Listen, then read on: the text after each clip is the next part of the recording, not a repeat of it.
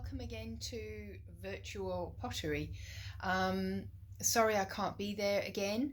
I just want to take you through what we're going to be doing tonight, which is based very much on extending what we did last week, doing slip transfer using newsprint to create a pattern which we can then transfer onto a soft slab. Now, as I mentioned to you last week, the whole idea of using slip transfer is that you're able to put quite complex patterns, which would be very difficult to achieve on curved, cylindrical or bowl-shaped surfaces. If you'd made the item and then tried to put that pattern on. Doing it this way, you can actually control, because you're working on a flat surface, you can much better control what you're doing and achieve the results that you want. Just mentioning again, if you want to do any kind of lettering, you're very welcome to do so. Just remember that you need to do the lettering backwards on the newsprint, because it's going to then be the correct side round once you've transferred it onto your wares. Now, what I'd like you to think about doing this week, rather than just doing a simple pattern in the background, I'd like you to do something maybe a little bit more intentional. So I'm just going to turn the camera onto my paper. So what I'm going to do for today, I hope this is going to come out all right. Right, that's a better angle. So what I'm going to do, I'm going to just do a simple repeating pattern, just to give you an idea of the sort of thing that you can attempt. And I might just for the sake of it, just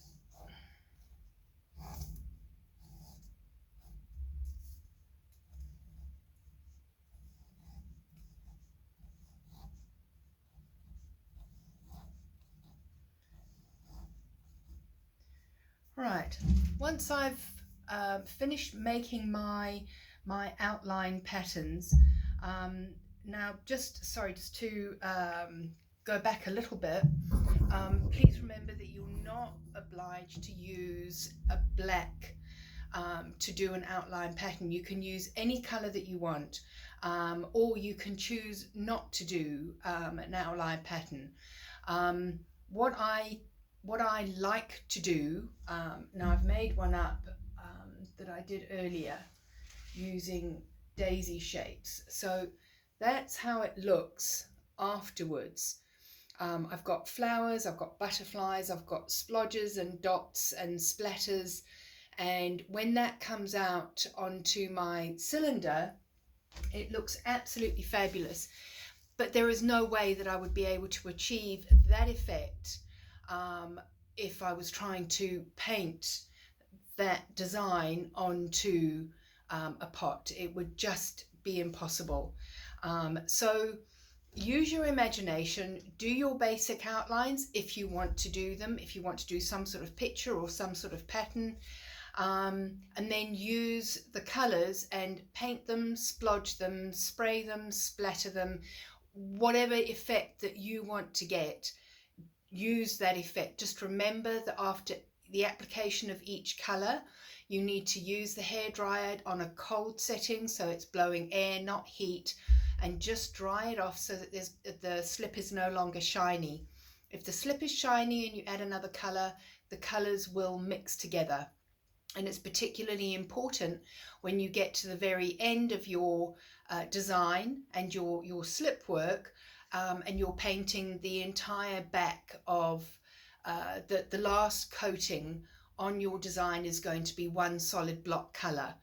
And if your slip underneath is still wet, then that's going to get dragged across and you're going to ruin your design. So just take the time to use the hairdryer and dry off. What I'm going to do now, I'm going to go and get some slabs ready.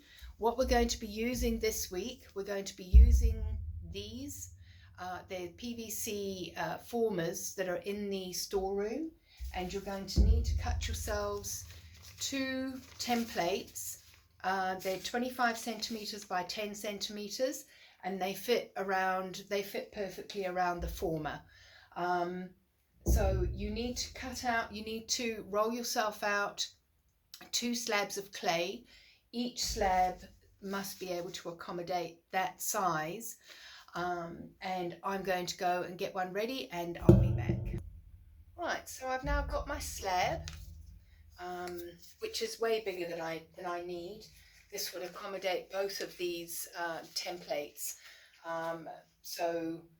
If you're going to make 2 different designs, slip transfer designs, then just cut that in half and only use half. I have compressed using the flat of the card. I've compressed my slab, and I'm now ready to transfer my design.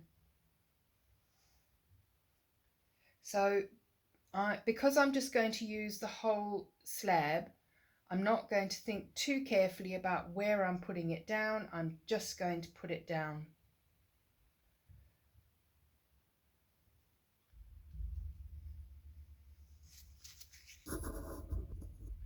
Now, as last week, the same as last week, I have made sure that I have no air bubbles or wrinkles in the paper. I'm going to put newsprint on top of that and just start compressing. Now, because I made this transfer earlier, the slip that I put down first will now be pretty dry. All the slip that's gone over the top of that will have fed a little bit of moisture into those first layers, but I'm going to have to be very careful to make sure that the first layers of slip that I put down on my paper have absorbed enough moisture that they will transfer from the paper onto the clay. So I'm going to have to do quite a lot of work to transfer this design onto my clay. So having smoothed it out a couple of times, I could definitely feel that there were areas of slip that were not going to get absorb water from the layers of slip that have gone on top of it. So I've taken a sponge and I've put some water onto the sponge, and I'm just dabbing more water onto my slip transfer paper.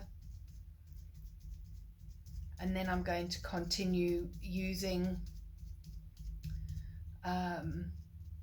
the newsprint on top of that and my card to absorb the moisture and to compress the design onto my clay. As with last week, remember to use the flat of the card, not the edge. You're only using the flat of the card, and give that good firm presses in all sorts of different directions to help the transfer to help the slip to transfer onto the slab. Okay, I've now spent a wee while smoothing over the top using newsprint. If you'd kept your newsprint from last week, you would be able to reuse that today. It's a perfect opportunity. And I'm now going to start peeling that back. Now you'll notice that I don't just yank it back. I do it slowly and gently, and just gradually peel that away from the clay and make sure that there aren't any areas where the slip hasn't transferred, which would be an indication that I would need to replace my template and continue smoothing. Right, I'm really happy with how that's transferred. So I'm going to put that to one side and get a clean sheet of newsprint, a clean dry sheet of newsprint, and put it over my design. And again, use the card, the flat of the card, to just smooth it over, and do this gently and firmly, being careful not to use the edge at all. This is just going to make sure that there aren't any flakes of clay or slip that are standing up, which could then ruin your design. And once I've done that, I'm just going to again gently remove. Now you'll notice that that also takes off any slip that's still really wet. Right, so what we're going to do now, again, same as last week, going to cover that with some cling wrap.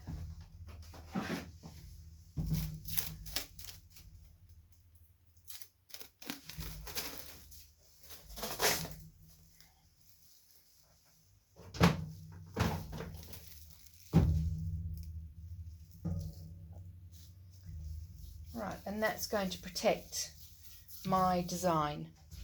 Now, you'll be able to see more clearly now how I have created this design. I've got the black outlines of the flowers, and then I've put all sorts of different colours, splodges of different colours, a couple of butterflies, and then that background of yellow, which gives it a really interesting and very original design. Now, what we didn't do last week, and what I'd like you to consider, is that you can now, if you want to, you can add texture to this slab. So I've got here my stencil that I'm going to lay on top of there, and I'm going to use the rolling pen and I'm going to roll texture. Now, do you notice that I'm using the forearms to roll all the way across without stopping? I don't want to roll forwards and then roll back again, because in the rolling forwards, because you've got the stencil on plastic, on cling wrap, the stencil could have moved and you would end up having a weird, almost like a shadow of a stencil. So just do it once, and then I don't know if you'd be able to see that I've now got a texture on my design. My next step is to decide what part of the slab I'm going to cut out.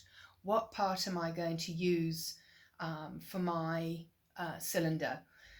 So I've used my 2 templates to create a window, and I think that that's the bit that I want to use for my my project.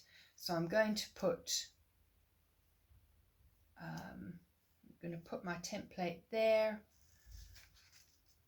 and then I'm going to use a tool to just gently draw around the template. Now you may want to make, if you're going to make 2 separate designs, slip transfers, you may want to finish both of them first before carrying on with this particular stage. That's entirely up to you, and it really does depend on how much time you have as to whether or not you can get 2 designs finished in the space of 1 lesson. I'm now going to, I've just pulled the cling wrap back, and I'm going to cut along my lines.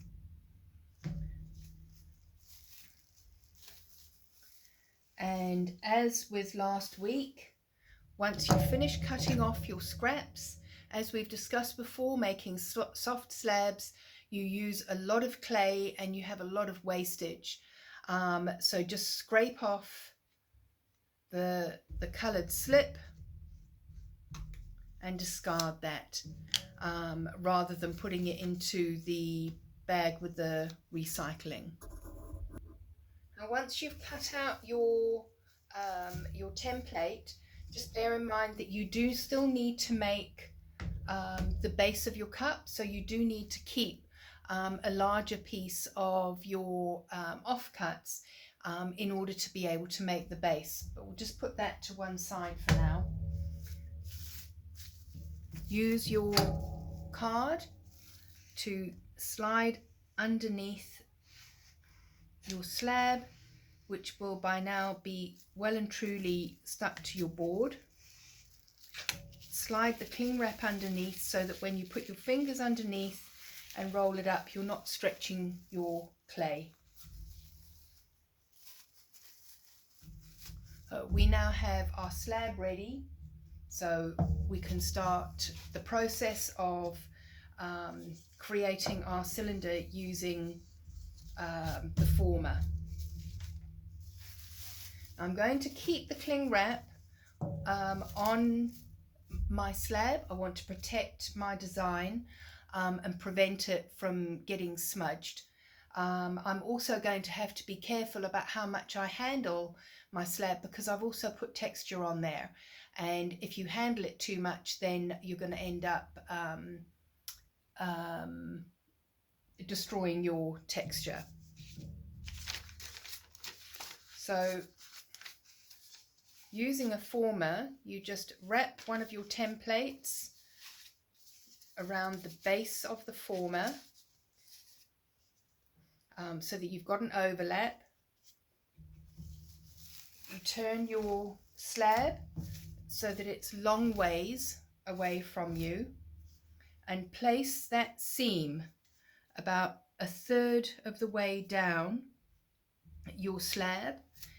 Use the cling wrap to lift the slab up, and then roll the former onto the slab, making sure that your former is right at the bottom. Now when you get to the end,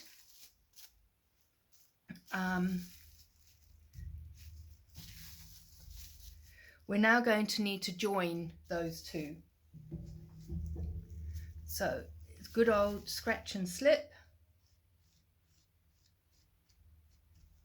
Now because we've got a slip design that we've put on this side, it's already quite wet. So I'm going to scratch it, but I'm not going to add slip onto this side. I'm only going to add slip onto the bottom side. Once I've done that, I'm going to make sure that that slab is against the former, and then I'm just going to roll it on over.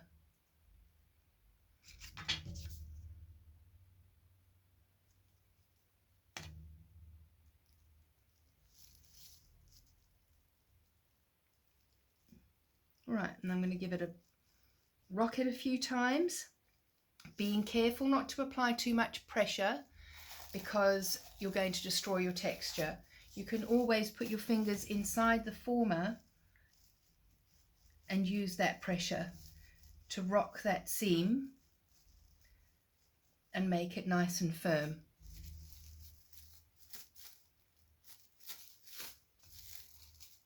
So what we have now is a cylinder with a seam, and just because you put one layer of clay on top of another, inevitably it's going to stretch out. So just trim where you need to over the seam to give yourself a nice even edge.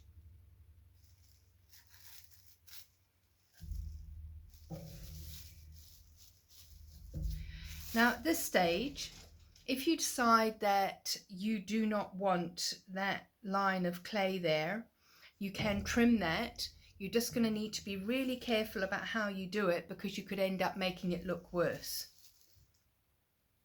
So you would just need to draw a line down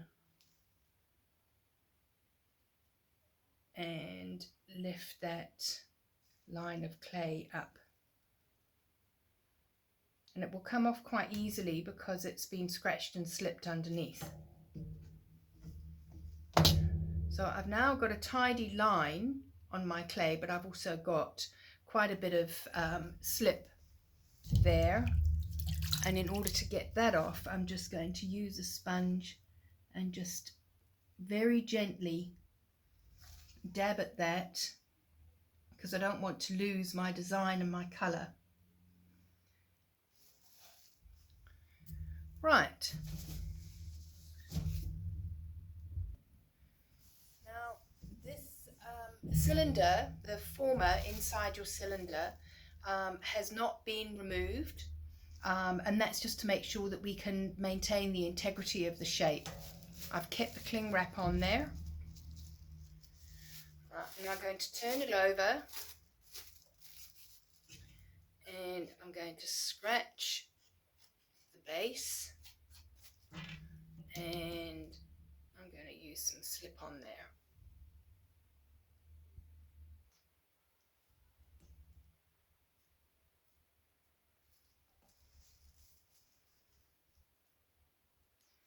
Put it down.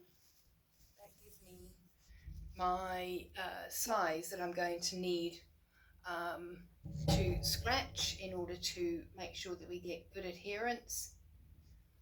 So we'll just give that a scratch. I'm not going to put any more slip on because this clay is really soft, and just pop that back down. Give it a wiggle to make sure that it's adhered, and then I'm going to cut once again at a 45-degree angle, about 3 millimeters from the edge of the cylinder, to give me just enough clay so that I can, I should have said, to have yourself a piece of newsprint that you put it onto so that it's easy to move around. So I'd want just enough clay so that I can blend the base into the body.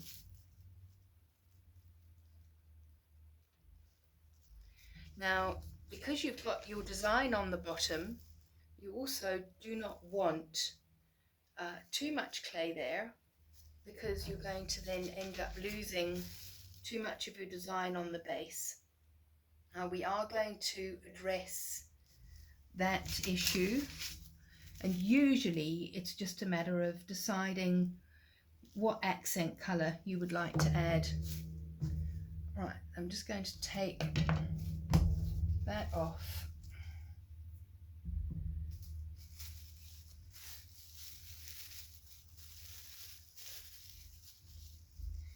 And using my card, I'm just going to blend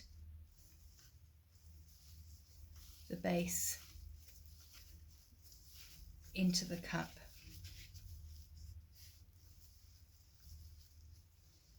Now I'm saying, kind of sort of interchanging the words cup and cylinder. This is a decision that you need to make, is whether or not you're going to put handles on these, or whether you're going to just leave them as cylinders, as tumblers, or as little vessels to hold things, or little vases maybe. That is entirely up to you. We went through handle making. I will do a brief demonstration once I'm finished here, just as a reminder.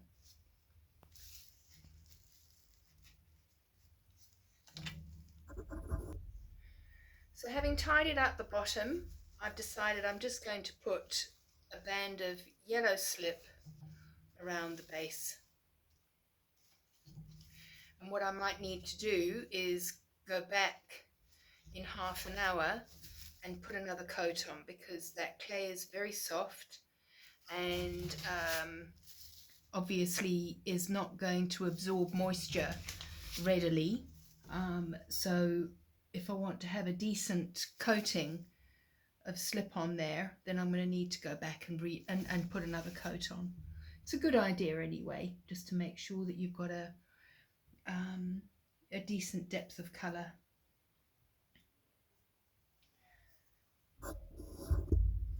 Right, so now what we've got left to do is to tidy up the rim and to make a handle. Now, something I didn't mention earlier, when you place your cylinder down on your clay in order to create a base, don't push down on the former. The former will act as a cookie cutter and cut straight through your slab, which you don't want to do. So we're going to keep that cling wrap on for the meantime, just so that you can handle the cylinder without having to touch your design. But I'm just going to roll it down from the rim, and now you need to make the decision about what you're going to do with this item. Is it going to remain as a cylinder? Is it going to be used for as a vase or as just something to hold utensils, or is it going to be used for as a cup or a tumbler? If it's going to be used as a cup or a tumbler, then you need to address the rim. No one wants to drink out of a rim that's that thick. So using the pinching techniques that we've gone through before, pinch around the rim until you make it thin, and then use your finger to smooth. If you're going to leave it just as a cylinder, then you just need to put some slip along that top edge. Tidy up the top edge with your finger and then put a coat of slip on there. So the first thing I'm going to do is remove the plastic former, and then I can easily remove that paper. Without the paper, this would stick to the clay and it would be impossible to get it out. Whether you use this, the plastic or the cardboard formers, always use a piece of paper in between. So I'm going to, just for the sake of demonstrating, I'm going to thin out this rim by going around, just pinching gently.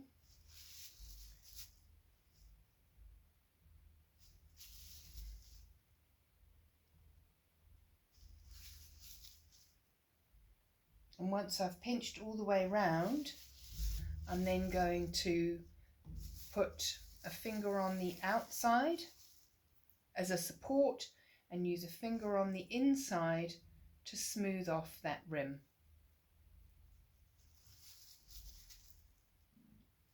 Until you reach a thickness of rim that suits your taste.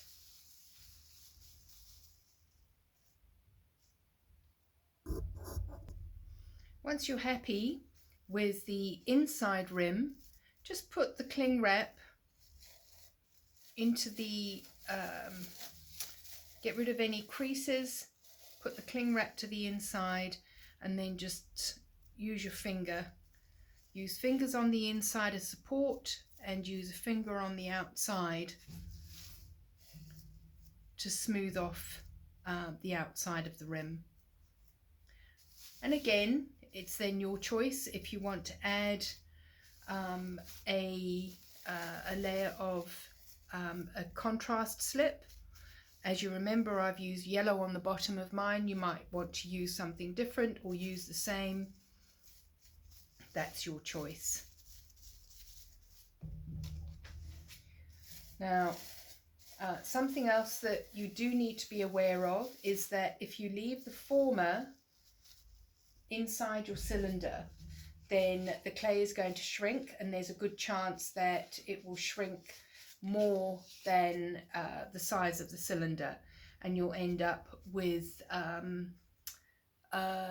broken cylinder. It will crack during the drying process.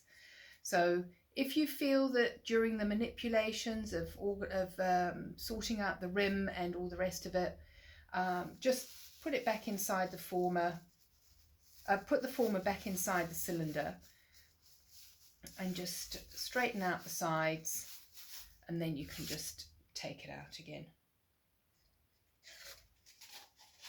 So at this stage, I'm going to go through. I'm just going to show you again how to do handles.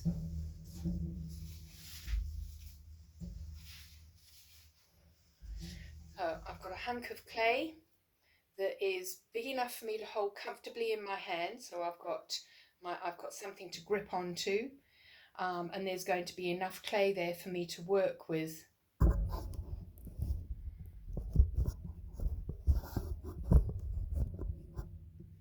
So keeping the clay wet, I'm going to start by just gently encouraging the clay to move down a bit, keeping hold of my hank of clay at the top.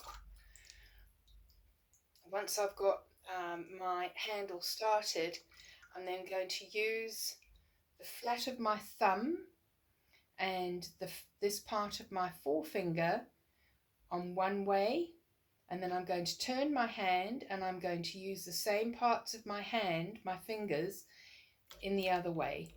So sliding my fingers up and down slightly, once or twice on each go around, and just keep the clay wet. You don't want your hands snagging on the clay. If your hands snag on the clay, it's going to bend it and it's going to create a weakness. The one part of your cup that you do not want there to be any weakness in is the handle. So you're going to keep. Now the reason why we change the position of the hands is so if you had your hands just in this direction, the clay would just gradually get wider and wider and wider. So by going in two different directions, you lengthen and you also control the width of your handle. So you will probably have a bulb of clay at the base which is thicker than the rest. You can just pinch that off.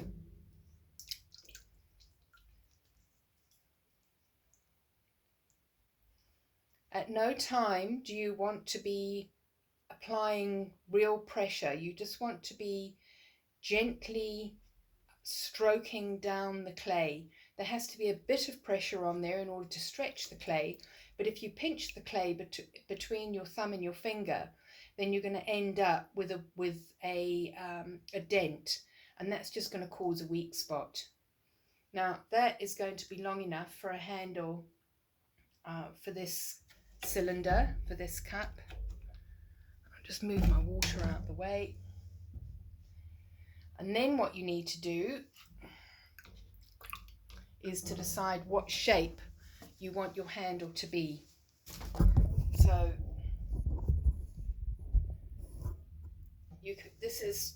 now you're not going to be able to attach this handle to your cylinder at the end of this lesson. It's just going to be too wet.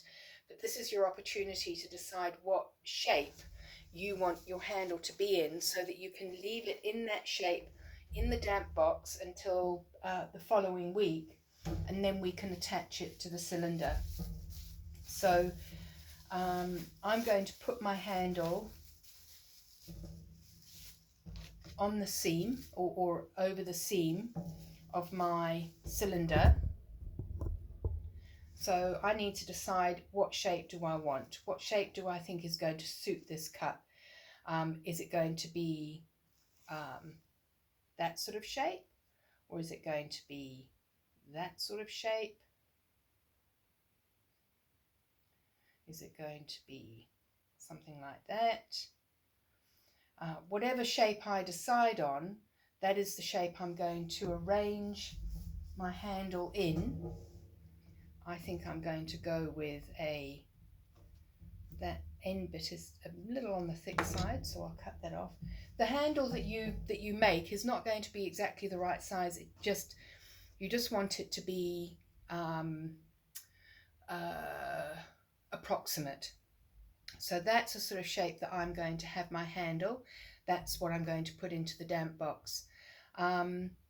Bear in mind with making handles that it all looks really cool to have a handle that's made out of coils and plaits and, you know, all sorts of fancy flat or different shapes and styles of handle. But ultimately what you want in a handle is something that works. So you want a handle that's comfortable to hold, that your fingers will fit into, and that is going to be, it's going to give you stability when you pick up the cup or the jug or whatever it is that you're picking up. So apart from the aesthetics of the handle, you need to think about the practicality and the fact that, you know, that your hand is a different size and a different shape to somebody else's hand. So you may have a very small hand and very thin fingers, in which case you can have a very small handle, it will work. But that cup would be no good for somebody who's got bigger hands than you. So have a think about how you want your handle to look, but you need to think about the engineering, you need to think about the practicalities of putting a handle on something. If it's going to have a handle, it needs to be able to work, because believe me, if you make something with a handle, people will pick it up by the handle. So think about all those design elements as well as practical engineering type elements as well.